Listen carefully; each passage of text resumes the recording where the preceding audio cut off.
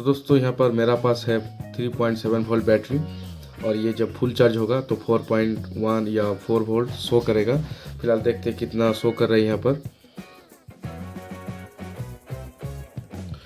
दोस्तों यहाँ पर मैंने बैटरी का कनेक्ट कर दिया तो यहाँ पर रेड जो एलईडी है वो अभी जल रहा है, मतलब लो बैटरी इंडिकेट कर रहा है यहाँ पर। तो यहाँ पर जो ग्रीन एलईडी है मतलब चार्ज हो रहा है और यहाँ पर देखिए रेड जो है यहाँ पर एलईडी इंडिकेट कर रहा है थोड़ा, मतलब फुल चार्ज समझ लो। यहाँ पर देखिए लाइट ऑफ करना होगा, 1 मिनट। देखिए दोस्तों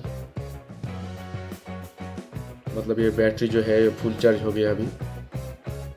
और दोस्तों ये जो सर्किट है ये बैटरी के लिए थोड़ा हार्मफुल है, ये इतना भी लाइक नहीं करता हूँ मैं।